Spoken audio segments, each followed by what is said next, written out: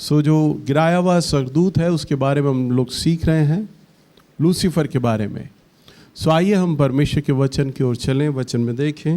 निकालिएगा नए नियम में इफिसियों की किताब, इसका 6 अध्याय और इसका 10वां पद।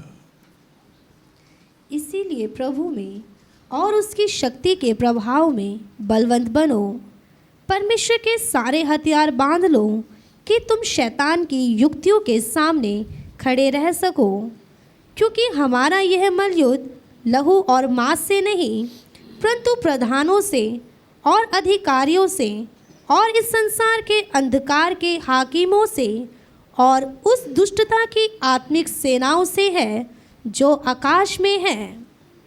इसीलिए परमेश्वर के सारे हथियार बांध लो कि तुम बुरे दिन में सामना कर सको और सब कुछ पूरा करके स्थिर रह सको। इसीलिए सत्य से अपनी कमर कसकर और धार्मिकता की झिलम पहनकर। बस, हालेलुया। पिछली बार अगर आपको याद हो तो मैं इस वचन का प्रचार जब मैं कर रहा था तो मैंने बताया था कि किस प्रकार से एक सैनिक, ये पुराने ज़माने की बात है, 2000 साल पहले का लिखा हुआ वचन है। तो उस समय जो सैनिक पहना करते थे, अगर आप कई बार पिक्चरों में देखते हैं पुराने राजाओं महाराजाओं के जीवन में, जो सैनिक हुआ करते थे वो क्या पहनते थे? एक टोप होता था और उसके बाद यहाँ से जंजीरें लटकती हुई आती थी और सारी जंजीरें कान को और छाती को तक आती थी। फिर उसके बाद इधर झिलम रहता था, पूरा का पूरा एक मोटा चमड़ा यहाँ पर रहता था ताकि तलवार या तीर उसको भेद ना पाए। बेल्ट रहता था, जूते रहते थे, ढाल रहती थी और हाथ में तलवार होती थी। तो ये एक सैनिक का सारा अस्त्र शस्त्र से एक सैनिक पूरा लैस हुआ करता था।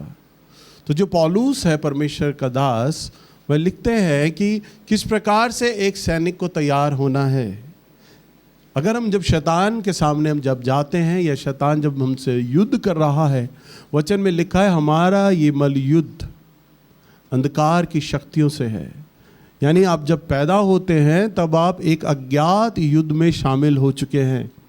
इसलिए आपको ये जानना आवश्यक है कि आप भी एक सोल्जर हैं, एक सैनिक हैं, और प्रभु ने आपको क्या अस्त्र शस्त्र दिया है ताकि आप शैतान को हरा सके अपने जीवन में। इसलिए आपको ये सारी बातें प्रभु के वचन में सीखना है कि हमारे जीवन पर हमें क्या अस्त्र शस्त्र है हमारे पास। पहले अगर हम देखें, यहाँ सबसे पहला 14 पद में लिखा है सत्य से अपनी कमर कसकर, और फिर बाद में आता है और धार्मिकता की झिलम पहनकर। सत्य से अपनी कमर कसनी है। सत्य से आपको क्या करना है? कमर कसना। पिछली बार हम लोग सीख रहे थे। जब आप सत्य क्या है, सत्य क्या है, हमें सबसे पहले ये सीखना है सत्य क्या चीज़ है। जो सत्य का बेल्ट है वो क्या है। आइए हम प्रभु के वचन में देखें। निकालिए यूहन्ना की किताब, इसका 8 अध्याय और इसका 32वां पद। तुम सत्य को जानोगे और सत्य तुम्हें स्वतंत्र करेगा। हाँ, वचन में लिखा है तुम सत्य को जानोगे और सत्य तुम्हें स्वतंत्र करेगा। वचन में क्या लिखा है? तुम सत्य को जानोगे। क्या जानोगे आप? सत्य। तो यहाँ सत्य के बारे में एक बहुत ही बहुमूल्य चीज़ लिखा है, एक कंडीशन है कि आपको क्या जानना है? सत्य। और जब आप सत्य को जानोगे और जितना जितना आप सत्य को जानते चले जाओगे, आप स्वतंत्र होते चले जाओगे। वचन में लिखा है आप स्वतंत्र हो जाओगे। स्वतंत्र यानी स्वतंत्र कौन होता है? जो दास है, जो गुलाम है, जो बंधा पड़ा है, वह है। और किसने आपको बांधा है? किसने आपको गुलाम किया हुआ है? प्रभु ने नहीं, शैतान ने। शैतान ने आपको बीमारियों में गुलाम बनाया हुआ है। शैतान ने आपको समस्याओं में गुलाम बनाया है। शैतान ने बनाया है कि आप जादू टोना भूत प्रेतों के चक्करों में आप लगे रहें, बने रहें, जकड़े रहें। बंधुआइयाँ, श्राप आपके जीवन पर बनी रहें। शैतान ने आपको वहाँ जकड़ा है, आपको वहाँ दास बनाया हुआ है। शैतान ने आपको दास बनाया हुआ है अंधकार में लाकर, ताकि आप सच्चाई को ना जान सके, आप ज्योति की ओर ना आ सके। और ज्योति है परमेश्वर, प्रभु के बारे में आप ना जान सके। सो वचन में लिखा है सत्य को तुम जानोगे और सत्य तुम्हें आजाद करेगा। कई बार मैं लोगों को समझाता हूं, अनाउंस करता हूं, बोलता हूं कि आप सभी लोग परमेश्वर का वचन लें। अभी मैं अगर हाथ खड़ा कराऊं तो 50% लोग भी ऐसे नहीं होंगे जिनके हाथ में प्रभु का वचन हो। तो अगर आप ऐसी संख्या में ज़्यादा लोग हैं जो प्रभु का वचन आपके हाथ में नहीं है, और हर बार मैं आपको अनाउंस भी करता हूं, बोलता हूं प्रभु का वचन नीचे उपलब्ध है, आप ले सकते हैं। अगर आप प्रभु का वचन पढ़ोगे तो आप सच्चाई को जानोगे, सत्य को जानोगे। मैं बार बार लोगों को ये बोलता हूं, आप वचन को ध्यान से सुनो, वचनों को सुना करो, सारे लोग वचनों को सुना करें। और मेरी क्वायर के कई बच्चे सुबह से आ जाते हैं और शाम तक रहते हैं, चारों सभाओं में होते हैं। पर होता क्या है, उन्हें लगता है हमने गाने का ड्यूटी पूरा किया, अब हम नीचे चले जाएं। वो नीचे चले जाते हैं, वचन को मिस कर देते हैं, वचन को गवा देते हैं। उन्हें लगता है हम सेवा तो कर रहे हैं प्रभु की, पर नहीं, आपको ज़्यादा से ज़्यादा वचनों को सुनना है, सुनना है वचन। क्योंकि जितना आप वचन को सुनोगे यानी सत्य को जानोगे, जितना आप सत्य को जानोगे उतना आप आज़ाद होगे।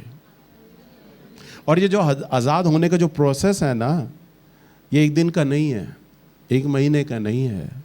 जितना जितना आप सच्चाई को जानते चले जाओगे, जानते चले जाओगे, उतना उतना आप अपने जीवन से आज़ाद होते चले जाओगे, छुटकारा पाते चले जाओगे।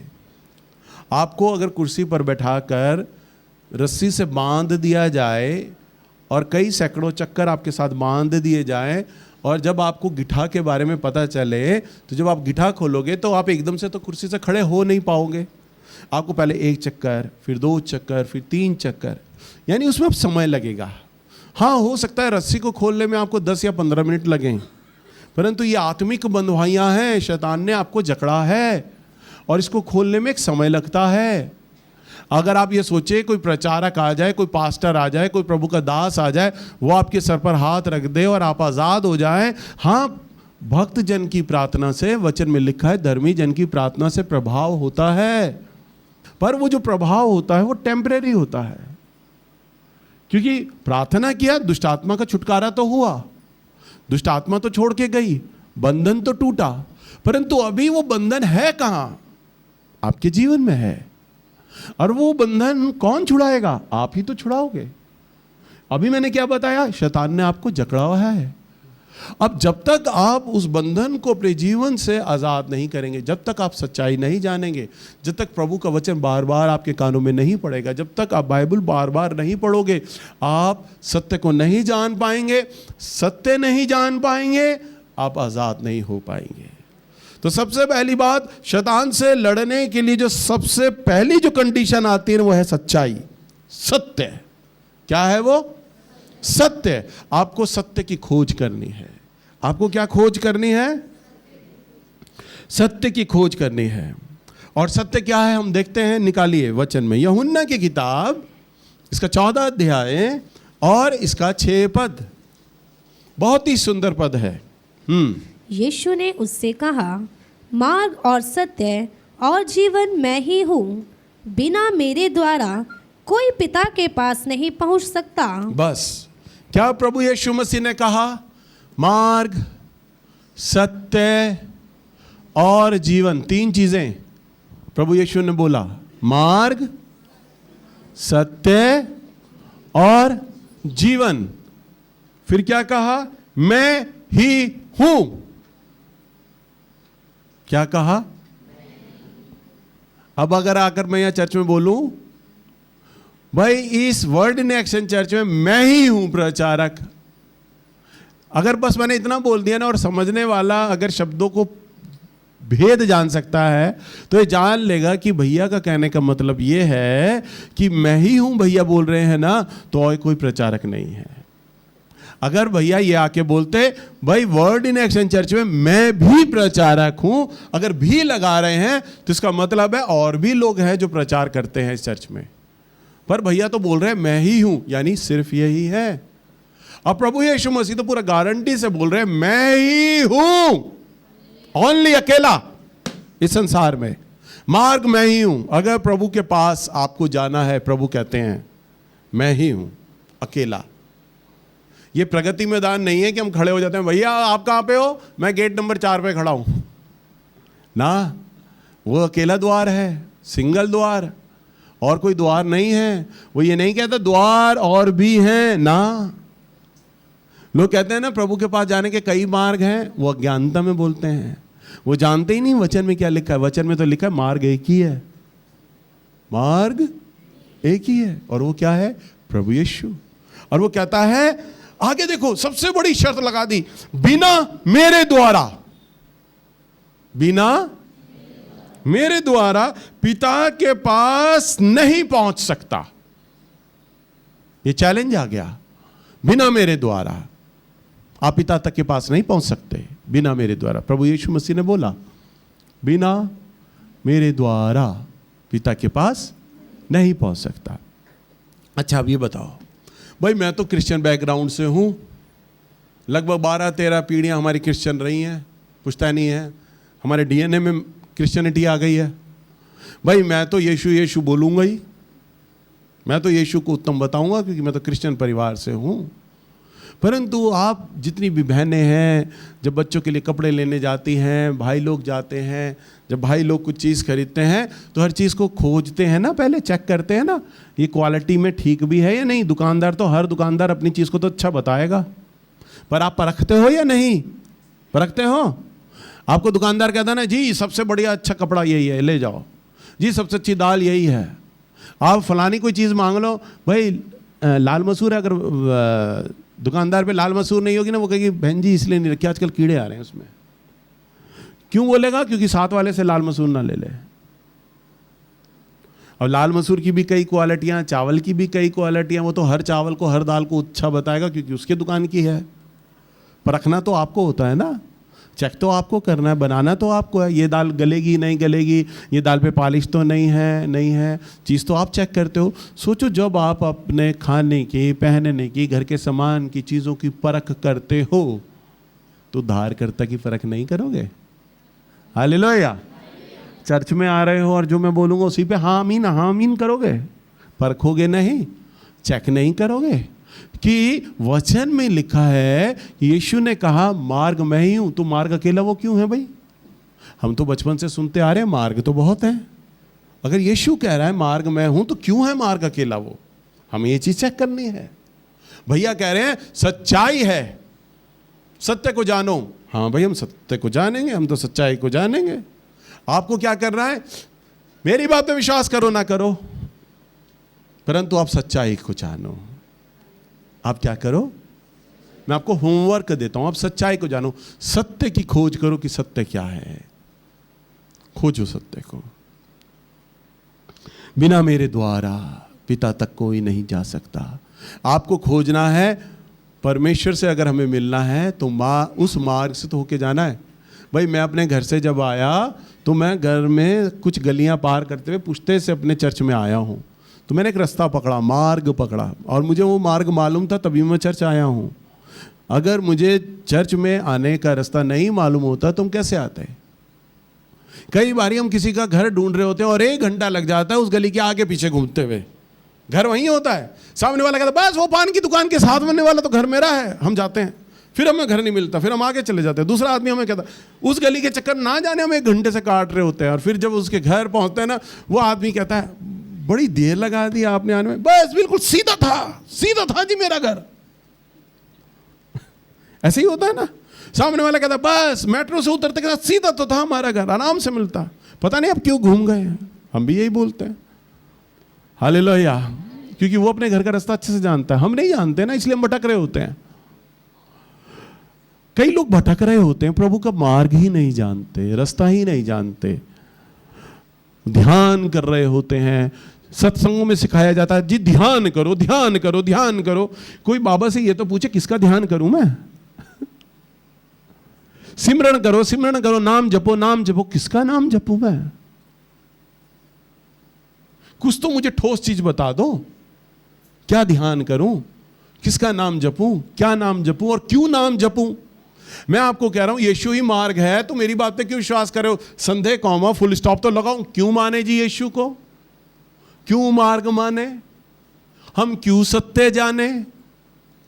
हम तो नहीं जानते, हम तो मार्ग नहीं मानते, हम तो विश्वास नहीं करते। पर खोज तो आप सकते हो, सच्चाई को खोज तो सकते हो। आप सत्य को खोजो। मेरे पास 1, 2, 3, 50, सैकड़ों नहीं हजारों गवाहियां हैं, जिसमें कई प्रभु के दास ना जाने कितने कितने पदों से, कितनी कितनी जातियों से आए, कितने कितने धर्मों से आए और ठेठ ब्राह्मण परिवारों से आए, और उन्होंने उपवास रख लिए, प्रार्थनाएं करें और बोला जो सत्य है हमारे सामने प्रकट हो जाए। और कई दिन की प्रार्थना और उपवासों में जब प्रकट हुआ ना, यीशु नाम आया सामने। पंजाब के एक सिख परिवार, आपने नाम नहीं सुना होगा, साधु सुंदर सिंह। एक बहन थी, बहन शांता कौर, प्रभु की दासी। मैं उनके साथ पंजाब गया, लुधियाना में, साधु सुंदर सिंह का घर देखने के लिए। मैंने साधु सुंदर सिंह का घर देखा, पालना देखा, उनका सामान देखा, उनके खिलौने देखे। मेरी इच्छा थी मैं वो रूम देखूं जहां मेरा यीशु आया था। और तब मैं देखने गया ऊपर छत पर। छत पे वो छोटा सा कमरा है, बिल्कुल इतना छोटा सा कमरा, इतना, एक चरपाई बिछेगी बस, मुश्किल से एक चरपाई बिछेगी, इतना छोटा सा कमरा। तब साधु सुंदर सिंह वहां बैठ गए बंद कमरा करके, और तब वो 12-13 साल के बच्चे थे। और उन्होंने कहा मैं आज रात ट्रेन के नीचे लेट जाऊंगा, कट जाऊंगा, मर जाऊंगा। जो संसार का ईश्वर है मेरे सामने दर्शन दे दे आके, जो भी है प्रभु बस मेरे सामने दर्शन दे आके, नहीं तो मैं मर जाऊंगा। और ट्रेन का टाइम हो चला था बिल्कुल, और उनके घर के पास ही है फाटक ट्रेन का। और उन्होंने कहा मैं जा रहा हूं इस समय कटने के लिए, क्योंकि मुझे परमेश्वर ने दर्शन नहीं दिए। और जैसे ही वो कटने के लिए उठ खड़े हुए थे, प्रभु यीशु मसीह प्रकट हुए। और उन्होंने कहा मैं सत्य हूं, मैं देख मर गया था पर जी उठा हूं। एक सरदार लड़के को जन्म दिया, पंडितों को उसने दर्शन दे दिया, बुद्धिस्टों को दर्शन दे दिया, मुसलमानों को दर्शन दे दिया, पता नहीं कितने धर्म, कितनी जातियों के सामने मेरा यीशु प्रकट हुआ। और क्यों यीशु प्रकट हुआ और कोई क्यों नहीं प्रकट हो पाया? क्योंकि मार्ग, सत्य और जीवन यीशु है। और ये सच्चाई शैतान नहीं चाहता कि आप ये जाने ना जाने। और जब तक आपको कंफ्यूजन है प्रभु यीशु मसीह के बारे में कि वो मार्ग है, वो सत्य है, वो जीवन है, तब तक शैतान आपको बड़ी आसानी से छलेगा, धोखा देगा, मारेगा, क्योंकि वो आपसे सच्चाई को हटाना चाहता है। वो नहीं चाहता कि आप इस सत्य को जाने। अगर आप किसी बारे में सच्चाई को जान ले तो आपको कोई उल्लू नहीं बना सकता। हालेलुया। अब हमारे बीच में भाई पीछे बैठे मनोज भाई हैं, एडवोकेट हैं, है ना, आप एडवोकेट हो, ये सारी धाराएं कानून जानते हैं, है ना। अब कोई औरत बोले जी फलानी जगह ये कानून है और मेरे लिए तो ये कानून है, और अब भाई जानते होंगे औरतों के लिए कोई कानून है ही नहीं, तो वो हंसेंगे उस औरत की बात को सुन के। और वो औरत पूरा गारंटी से बोले नहीं जी मेरी सास ने बोला था, नहीं जी मेरे देवर ने बोला था, मेरा पति बोल रहा था, औरतों के अब ये हक आ गए हैं। और वो हंस रहे होंगे, वो कहेंगे नहीं बहन ऐसा कोई कानून औरतों के लिए भी बना ही नहीं है। क्यों हंस रहे होंगे? क्योंकि वो सच्चाई जानते हैं। वो भारतीय कानून, भारतीय संविधान की सच्चाई जानते हैं। क्या है कानून? और जो सच्चाई जानता होगा उसे अपने सच पर पूरा विश्वास है। हालेलुया। वो कानून को जानते हैं, उन्हें मालूम है भारतीय कानून से यही हो सकता है, ये चीज़ें इतनी इतनी हो सकती हैं जो कानून। और जब वो किसी क्लाइंट को बताते होंगे तो पूरा गारंटी से बताते होंगे तुम्हारा ये काम हो जाएगा इस कानून के द्वारा। ऐसे ही बताते हो, गारंटी देते हो, उसी के लिए तो फीस लेते हो। हालेलुया। क्योंकि सच्चाई जानते हैं। अब मेरे सामने कोई लड़ाई झगड़े वाला आएगा तो मैं बोलूँगा पता नहीं ऐसा हो सकता होगा नहीं हो सकता होगा, आपके लिए पता करना पड़ेगा। भाई कानून में इसका ऑप्शन है या नहीं, मुझे पता करना पड़ेगा। तो कई बार मैं भाई से सलाह लेता हूँ कि ऐसी बात है, हालेलुया। पर जो सच्चाई जानता है वो गारंटी से बोलेगा। आपको क्या करना है? सच्चाई जानना है, सत्य जानना है। सत्य क्या है? मार्ग क्या है? भैया जी बोल रहे थे यीशु मार्ग है, तो क्यों मार्ग है? हम खोजेंगे इसको। भैया जी बोल रहे थे यीशु ने कहा है कि मेरे बिना कोई नहीं जा सकता, तो क्यों नहीं जा सकता? भाई हम खोजेंगे अब इस बात को। आप भी प्रार्थना करो ना, आप भी उपवास करो, मांगो। कौन है सृष्टिकर्ता? किसने मेंगों को बनाया? किसने सूर्य चांद को बना दिया? कौन है मेरा उद्धार करता? आप प्रार्थना करने लगे और मैं जानता हूं जो आपके सामने आएगा ना वो यीशु नाम ही आएगा, क्योंकि उसने असंख्य गवाहियां दे दी हैं इस संसार में कि मैं ही सच हूं। हालेलुया। हम एक और पद को देखेंगे, पहला यूहन्ना की पत्री, लास्ट में जाए नए नियम में, पहला यूहन्ना की पत्री 5 अध्याय और इसका 19वां पद। बहुत ही सुंदर पद है। हम जानते हैं कि हम परमेश्वर से हैं और सारा संसार उस दुष्ट के वश में पड़ा है। हाँ, अब जब आप सच्चाई को जानोगे, देखो संत प्रभु के दास यूहन्ना इस बात को जानते थे कि मैं सच हूं, मैं सच्चाई को जानता हूं, तभी अगला गारंटी से लिख रहा है। तभी वो प्रभु का दास लिखने वाला लिखता है गारंटी के साथ, संदेह है ही नहीं। वो ये नहीं कहता कि तुम विश्वास करो इस बात पर, गारंटी से लिखता है। क्या लिखता है? हम जानते हैं। क्या जानते हैं? कि संसार, कि हम परमेश्वर से हैं, कि हम, और जो आदमी ये बात जान लेता है ना, उसे खाना, कपड़ा, पैसा मांगने की चिंता ही नहीं होती, उसे मृत्यु की चिंता ही नहीं होती, उसे चिंता नहीं होती मेरा घर का खर्चा कैसा चलेगा, चिंता ही नहीं होती। कल मेरे साथ एक पास्टर बैठे थे और वो पास्टर व्यापार कर रहे हैं, बहुत अच्छे चुने हुए प्रभु के दास अभिषेक। मैं उनको बता रहा था, सिखा रहा था। मैं बोल रहा कि भैया मैं जानता हूँ आप प्रभु से प्यार करते हो, मैं जानता हूँ प्रभु ने आपको चुना है, मैं जानता हूँ प्रभु ने आपको अभिषेक किया है, आपको व्यापार से ज़्यादा प्रभु की सेवा पे ध्यान लगाओ। वो ये कहते हैं भैया पहले मैं बिजनेस में स्टैंड हो लूँ, खूब पैसा कमा लूँ, फिर मैं सेवा करूँगा। मैं कहता ना, पहले आप सेवा करो, व्यापार करो, मैं मना नहीं कर रहा, व्यापार करो, व्यापार को करते करते सेवा करो, परंतु आपका ध्येय ये होना चाहिए कि मैंने पहले सेवा करनी है, क्योंकि आप चुने गए हो प्रभु की सेवकाई के लिए। उन्होंने कहा भैया आपका तो देखो इतना बड़ा चर्च हो गया है, आपके लिए तो ये कहना आसान है। मैंने कहा नहीं, जब मैं बिगनर था, जब मैं संघर्ष कर रहा था, मेरी सेवा आज नहीं बढ़ी, पर जब मैं संघर्ष करता था तब मेरा सारा ध्येय, सारा लक्ष्य मेरा परमेश्वर था। मैंने कहा आज, मैंने उनको बताया, मैंने कहा आज मुझे चर्च में से कोई भी आदमी भेंट वगैरह नहीं देता, मुझे भेंटें नहीं दी जाती, मुझे तो मेरे सिर्फ प्रचारकों का ही दशमांश मिलता है बस।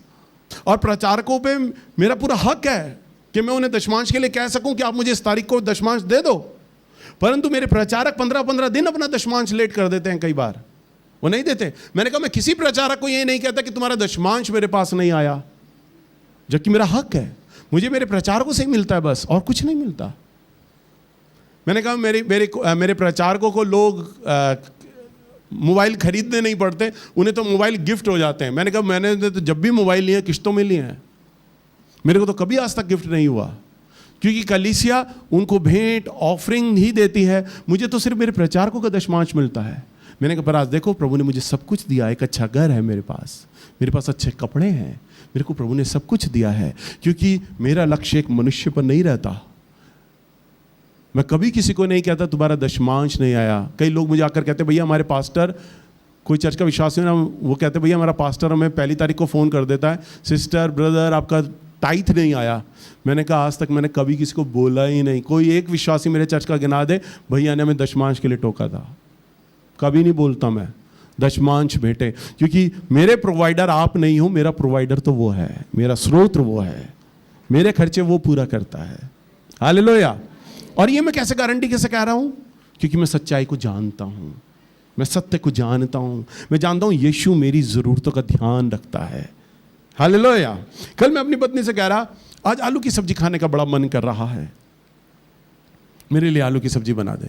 वो कहती शानू का मन कर रहा है दाल चावल खाने का, मैं थकी हुई हूँ, मैं आलू की सब्ज़ी नहीं बना सकती, मैं तो दाल चावल बनाऊंगी। मैंने कहा तू तो अपने लड़के का कहना मानेगी, बना ले दाल चावल। मैंने कहा पर मेरा तो आलू की सब्ज़ी खाने का मन कर रहा था। मैंने कहा चल दाल चावल खा लूँगा जब तू देगी तो। उसके बाद थोड़ी देर के बाद मैंने उसे बोला, मैंने कहा ऐसा कर 2-1 रोटी भी डाल दे। कह रहे मैं बहुत थकी हूँ, खाली चावल खा लो ना, आज रोटी नहीं बनाती। मैंने कहा चल चावल ही दे दे, फिर चावल खा लूँगा। 1.5-2 घंटे बाद मेरी बहन का फ़ोन आया। उसने कहा भाई आज अचानक मेरा मन हुआ, मैंने आलू की तरी वाली सब्जी बनाई है, खाएगा क्या? हालेलुया। मैंने कहा हाँ खा लूँगा। और कहती मेरे पास 2 रोटी भी पड़ी हैं, भिजवाऊँ, खाएगा? मैंने कहा हाँ खा लूँगा। आ गई 2 रोटी और आलू की सब्जी। मैंने अपनी पत्नी को कहा देख मैं तुझे कह रहा था ना, और तू कह रही थी थके हुए। आलू की सब्जी बनाने का मन मेरे परमेश्वर ने मेरी बहन के अंदर डाला और वो आ गई मेरे हाथ में सब्जी, रोटियां भी आ गई। मैंने कॉल नहीं किया, आ गया। मैंने कहा मेरा प्रभु मुझे इतना प्यार करता है ना, मेरे विचारों में था, मेरा इच्छा हो रही थी कि मैं ये खाऊं, तो मेरे प्रभु ने वो ला के मेरे को दे दी हाथ में। हालेलुया। मैंने कहा लिया दाल चावल, इधर मेरा प्रभु भी खुश, इधर बीवी भी खुश। हालेलुया। पर ये प्रभु आश्चर्य कर्म है तो कहने को बड़ी अटपटी सी गवाही सुनकर हंसी आती है, पर ये मेरा प्रभु जानता है। मैं कई बार अपने प्रभु को अपना मित्र, अपना दोस्त समझता हूँ। कई बार वो मेरे मन की ज़रूरतों को धीरे से समझ लेता है और उसे पूरा कर देता है। हालेलुया। तो आप विचार करें कि वो आपसे कब ऐसा प्रेम करेगा, जब आप उसे अपना प्रोवाइडर मानेंगे, अपना स्रोत मानेंगे, और मानेंगे कि वो आपकी हर एक चीज़ को पूरा कर सकता है। और कैसे पूरा करता है? जब आप सच्चाई को जान लेते हैं, जब आप डामाडोल रहते हैं ना। हम एक इंसान हैं, और पारुल आकर अगर मुझे कहे भैया मैं आप पर डिपेंड हूं और मेरे पास पैसे नहीं हैं और 5,000 का अरेंज आप मेरे लिए कर सकते हो क्या? तो मैं कहूँगा हाँ बेटा मैं कर दूंगा। मैं कहूँगा तुझे कब चाहिए? कह रही भैया 1-2 दिन तक आप दे देना। मैं कहूँगा ठीक है बेटा मैं 1-2 दिन तक करता हूँ, मेरे पास भी पैसे ना हो परंतु मैं करूँगा। अब काजल मुझे आकर बोले भैया पारुल मेरे से पैसा मांग रही थी 5,000 दे दूँ। मैं कहूँ तेरे से भी मांग रही थी? मैं कहा हाँ भैया वो मुझे भी कह रही थी। थोड़ी देर बाद सनी आके कहे भैया पारुल मुझे कह रही थी भाई तू 5,000 का अरेंज कर सकता है? तो मैं कहूँ अच्छा। अब मैं सबके मुंह से सुनूंगा, फिर मुझे लगेगा क्या पारुल को मुझ पर विश्वास नहीं है? मैंने उसे कहा था कि बेटा तू चिंता मत कर, मैं अरेंज करूंगा। क्या उसे विश्वास नहीं है कि मैं अरेंज करता? फिर मैं कहूँगा जब उसे विश्वास नहीं है तो मैं भी उसके लिए क्यों टेंशन लूँ, क्यों चिंता करूँ? अपने आप करती रहेगी। काजल करेगी ना अपने आप अरेंज, जिसके लिए सनी करेगा ना। और अभी तो चर्च के ये 2 बच्चे आए हैं, पता नहीं पारुल ने किस किस को बोला होगा 5,000 के लिए। मैं ही क्यों टेंशन लूँ, क्योंकि इसका अलग देने वाला मैं ही नहीं हूँ। हालेलुया। परंतु जब हम हर तरफ से, हमें मालूम है हर तरफ से हमें चीज मिलेगी। हालेलुया। पर अगर हम प्रभु को बोले प्रभु आप ही हो मेरे स्रोत, आप ही हो मेरे प्रोवाइडर, आपने ही अरेंज करना है। हालेलुया। मेरा भरोसा आप है। आप सच्चाई इस बात को जानते, आप डाबाडोल नहीं होंगे तो प्रभु कहेगा बेटा हाँ और आमीन। क्योंकि वचन में एक बात बहुत सुंदर लिखी है। वचन में लिखा है धर्मी जन जब निर्णय ले लेता है, क्या करता है? धर्मी जन जब निर्णय ले लेता है तब यहोवा की सहमति होती है। तब यहोवा परमेश्वर हाँ और आमीन करते हैं। मैंने जब फ्लैट लेने की सहमति दिखाई तो परमेश्वर ने आमीन किया।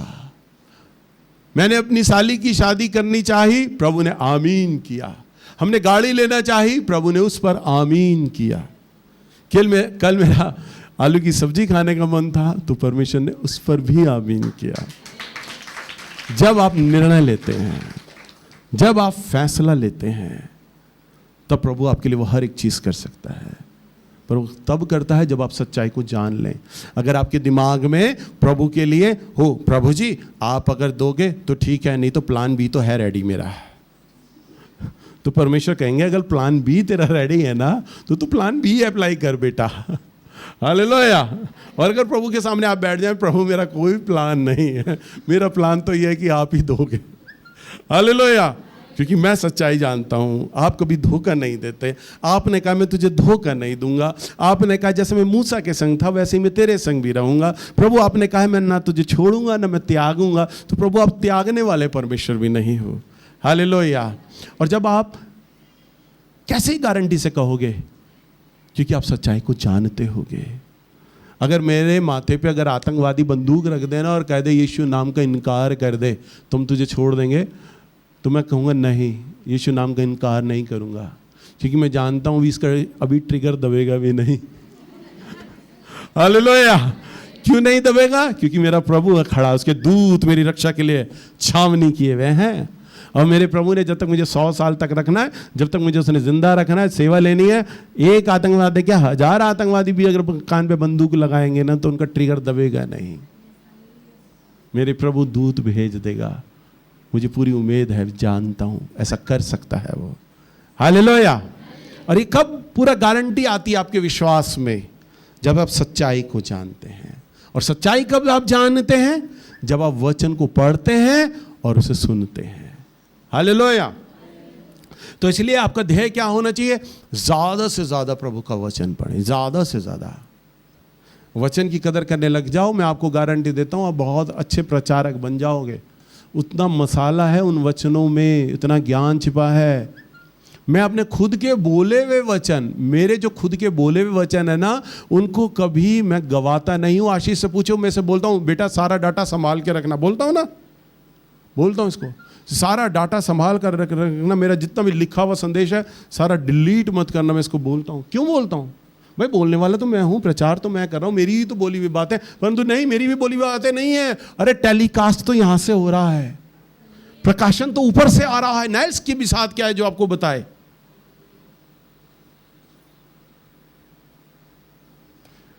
प्रकाशन तो ऊपर से आ रहा है। मैं इसको बोल रहा था आशीष को, बेटा एक एक विषय है ना, अगर मैं चाहूं, वचन में लिखा है धर्मी जन जब निर्णय ले लेता है, मैं अगर चाहूं तो लूसीफर कभी सालों तक समाप्त ना हो। हर हफ्ते जब खड़ा हूं तो लूसीफर के बारे में आपको कुछ नया बताऊंगा। प्रार्थना का वचन कभी मैं खत्म ही ना करूं, मैं चाहूं तो। इतने प्रकाशन है, लिखी जाएंगी तो कई किताबें लिख दी जाएंगी एक एक टॉपिक पे, खत्म ही नहीं करूंगा वचन, एपिसोड पे एपिसोड, एपिसोड पे एपिसोड। मालूम है क्यों? क्योंकि बोलने वाला पवित्र आत्मा है और पवित्र आत्मा का ज्ञान असीमित है। पर अब मैं कई वचनों को रोकूंगा क्योंकि मुझे नए नए चीज़ें अपनी कलीसिया को सिखाना है, लोगों को सिखाना है। तो मैं कई कई चीज़ें अब सिखाऊंगा। मैं अभिषेक के बारे में प्रचार करने लगा हूं, मैं अब श्राप के बारे में आपको सिखाऊंगा। पर इतना सारा कुछ सीखने को है, पर जो सिखाया हुआ है अगर आप उसी को नहीं सीखोगे तो आप सत्य को कैसे जानोगे? हालेलुया। आप वरदानों के बारे में सच्चाई को जानोगे तो वरदानों में आप आगे बढ़ने लग जाओगे। आप फाइनेंस के बारे में मैं प्रचार करता हूं। एक पास्टर ने मुझे फ़ोन पे बोला, भैया मैंने आपके कई मैसेज पढ़े हैं, आपके सारे संदेश बड़े अच्छे रहते हैं, पर आप जो धन के ऊपर वचन दे रहे हैं ना, ये आप गलत कर रहे हो भाई, ये मत डालो। मैंने कहा क्यों? कह रहा है भैया धन के ऊपर वचन देते हुए अच्छा नहीं लगता। कह रहे क्या जो गरीब लोग होते हैं क्या वो आशीषित नहीं होते? गरीब लोग जो होते हैं क्या वो आशीषित नहीं होते? उसने मुझसे सवाल किया। मैंने कहा नहीं, गरीब लोग जो होते हैं वो आशीषित होते हैं, परंतु गरीबी आशीषित नहीं होती। गरीब आशीष नहीं है। हां गरीब लोग आशीषित हैं, पर मैं नहीं चाहता कि मेरे लोग, मेरी कलीसिया गरीब बनी रहे। मैं चाहता हूं मेरी कलीसिया धनाढ्य हो, अमीर हो, पैसे में हो, क्योंकि मेरा प्रभु वचन में पैसों में क्या बोलता है मेरी कलीसिया को जानने का हक है और जानना चाहिए। और अगर मैं ऐसा नहीं करूंगा तो मेरा परमेश्वर मेरे से लेखा लेगा। मेरी प्रतिज्ञाएं इस विषय में थी, तूने उन्हें क्यों नहीं सिखाया था? अगर तू उन्हें सिखा देता तो वो कर्जों में ना रहते, वो भी धनाढ्य किए जाते। अगर आप धन के विषय में प्रभु के बारे में सीखेंगे आप वहां से स्वतंत्र किए जाएंगे। अगर आप आशीष और श्राप के विषय में सीखेंगे तो आप श्राप के विषय में स्वतंत्र किए जाएंगे। अगर आप प्रभु के सेवकाई के विषय में सीखेंगे कि प्रभु की में सेवकाई के से सीखनी है और अज्ञानता में आप पड़े हुए हैं, अज्ञानता के बंधन में पड़े हैं, तो आप वहां से स्वतंत्र किए जाएंगे। तभी तो मैंने आपको बोला आप 1 साल प्रभु का वचन ये सुन लो यूट्यूब पर, बस आपको बहुत सारा ज्ञान हर विषय पे हो जाएगा। आपको कोई मूर्ख नहीं बना पाएगा। अब अगर और उसको सुनकर समझने वाले और चलने वाले हो जाओगे तो इस चर्च में सबसे ज़्यादा पावरफुल रेसर आप बनोगे, भागने वाले। मैं तो कह रहा हूँ दूसरा नेल्स बन जाओगे और नेल्स को भी कहीं पीछे छोड़ दोगे, क्योंकि मेरा परमेश्वर पक्षपात करने वाला प्रभु नहीं है। और मेरी आंखें तो खोजती हैं, मैं सच कह रहा हूँ दिल से, कि इस वर्ड इन एक्शन चर्च में कौन है जो मुझे पीछे कर दे। हर चीज़ में कौन है जो मुझे पीछे कर दे, मेरे से भी बड़ी कलीसिया बना दे, मेरे से भी बड़ी अच्छी सेवा ले जाए। मुझे बड़ी खुशी होगी कि एक तो था जिसने वचनों को सुन सुन के अपने जीवन को इतना परिपक्व कर लिया कि वो प्रभु में आगे बढ़ गया। क्योंकि मेरा प्रभु कभी पक्षपात नहीं करता किसी के लिए। जो वो नैल्स के लिए कर सकता है उतना वो आपके लिए भी कर सकता है, और नैल्स से बढ़कर कहीं ज़्यादा वो आपके लिए कर सकता है। हालेलुया।